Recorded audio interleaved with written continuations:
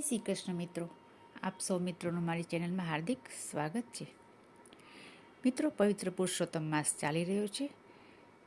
આજની વિડીયોમાં આપણે દિવસ 7ની વાર્તા સાંભળશું, ધણકો અને ધણકી. હું વિડીયો અગાઉ જ મૂકી દઉં છું, એથી આપ સૌ વિડીયોને સેવ કરી રાખશો અને સગા સંબંધીઓ મિત્રોમાં શેર કરશો. અને હજી સુધી જો ચેનલને સબસ્ક્રાઈબ ન કરી હોય તો કૃપયા કરી લેશો. આજની વાર્તા ચાલો સાંભળીએ. મિત્રો, પુરુષોત્તમ માસનું જપ તપ દાનનું એટલું બધું મહત્ત્વ છે કે વ્યક્તિને તેનું ફળ સારું અથવા ખરાબ આવતા જન્મમાં પણ મળે છે, તેવું આ વાર્તાનો કંઈક બોધ છે. ચાલો આપણે વાર્તા સાંભળશું. એક ગામમાં નદી કાંઠે એક ઝાડ હતું. તે ઝાડમાં ઘણકો અને ગણકી રહેતા હતા. એવામાં પવિત્ર ધાર્મિક પુરુષોત્તમ માસ આવ્યો. ગણકીએ કહ્યું, આપણે તો આખોય અધિક માસ ઉપવાસ કરવાના છીએ. અધિક માસમાં સૌ નદીએ નાહવા જાય છે, ધોવે છે, કથા વાર્તા કરે છે.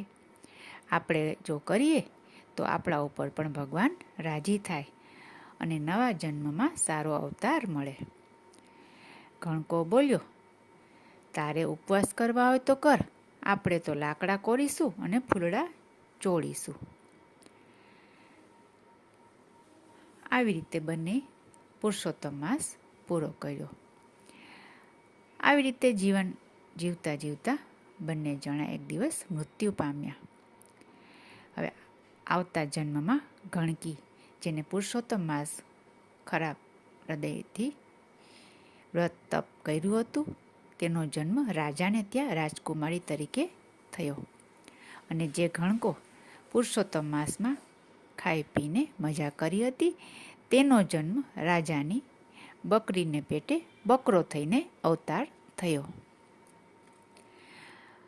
અને આમ રાજકુંવરી અને બકરો દિવસે દિવસે મોટા થતા જાય છે.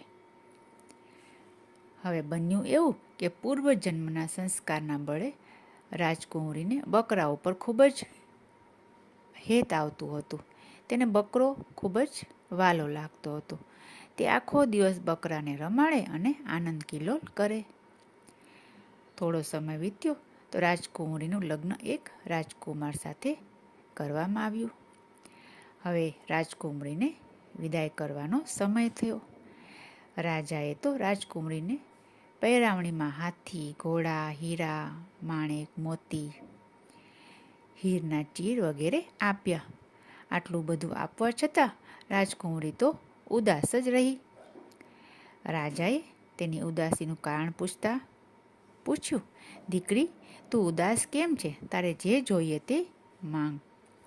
પિતાની વાત સાંભળી રાજકુમારીએ કહ્યું, પિતાજી, તમે ઘણું આપ્યું છે, પણ મને તો પેલો બકરો સાથે આપો. બકરાને રમાડ્યા વિના મને જરાય ક્યાંય ગમતું નથી. તેના વિના હું દિવસો કેમ કાઢીશ? કુંવરીની વાત સાંભળી રાજાએ તેને ખૂબ સમજાવી, રાણીએ પણ ખૂબ સમજાવી, પણ કુંવરીબાઈ તો અંતે ન જ માની. છેવટે રાજાએ બકરો રાજકુમારીને સાથે મોકલ્યો. સાસરિયામાં પણ રાજકુંવરી બકરાને નવડાવે, ખવડાવે, રમાડે અને ખૂબ જ ધ્યાન રાખે. રાજકુંવરીનું આવું વર્તન જોઈ રાજકુમારને પણ નવાઈ લાગતી હતી. હવે બન્યું એવું કે થોડા સમય વીત્યો ત્યાં તે નગરનો રાજા મરી ગયો અને રાજાની જગ્યાએ રાજકુમાર રાજા થયો. અને આ રાજાની રાજકુંવરી રાણી બની ગઈ. એક સમયે બંને જણા ભગવાન સદાશિવના દર્શન કરીને રાજમહેલમાં આવતા હતા. રાજા રાણીને રાજમહેલમાં આવ્યા. રાણીના પગમાં નુપુર રૂમઝુમ રૂમઝુમ કરતા વાગતા હતા. હવે આ દ્રશ્ય જોઈ અને બકરાને તો વાચા થઈ. બકરો બોલ્યો, રૂમઝુમતી રાણી ઈચ્છાવર પામ્યા. રાણીને પણ પૂર્વભવ યાદ આવી ગયો. તે પણ બોલી, હા રે ભૂંડા હા, મેં કર્યા ઉપવાસ, તે કુરકુર બુરકુર ખાયા. ગયા ભવની કમાણી, તેથી હું થઈ રાણી. હવે આ રાજા તો રાણી અને બકરીની વાતચીત સાંભળી ગયો. તેણે પોતાના રાજપંડિતોને બોલાવ્યા અને આ બકરાનો ભેદ શું છે તે શોધવા કહ્યું. પંડિતોએ બકરાના પૂર્વજન્મની વાત રાજનને કરી અને કહ્યું, હે રાજન, તમે અધિક માસના 5 ઉપવાસ કરો અને તેનું જે પુણ્ય ફળ હોય તે બકરાને અર્પણ કરો તો તેનો મોક્ષ થઈ જાય. આજે રાજા રાણીએ પંડિતોની વાત માની અને ખરા ભક્તિભાવથી પુરુષોત્તમ માસના ઉપવાસ કર્યા અને 5 ઉપવાસનું ફળ તે બકરાને અર્પણ કર્યું.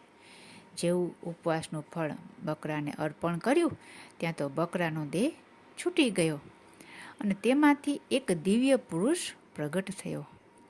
તે દિવ્ય પુરુષને લેવા સ્વર્ગમાંથી દેવદૂતો આવ્યા અને વિમાનમાં બેસાડી સ્વર્ગે લઈ ગયા. તો આવો છે પુરુષોત્તમ માસના વ્રત ઉપવાસનો મહિમા. પુરુષોત્તમ માસના ઉપવાસના પ્રભાવથી બકરાનો પણ ઉદ્ધાર થયો અને તેનો મોક્ષ થઈ ગયો. મિત્રો, વિડીયો સારી લાગી હોય તો કોમેન્ટમાં જય પુરુષોત્તમ ભગવાન લખશો અને લાઈક કરશો, શેર કરશો. ફરી મળીશું બીજી વિડીયોમાં. ત્યાં સુધી જય શ્રી કૃષ્ણ, જય પુરુષોત્તમ પ્રભુ.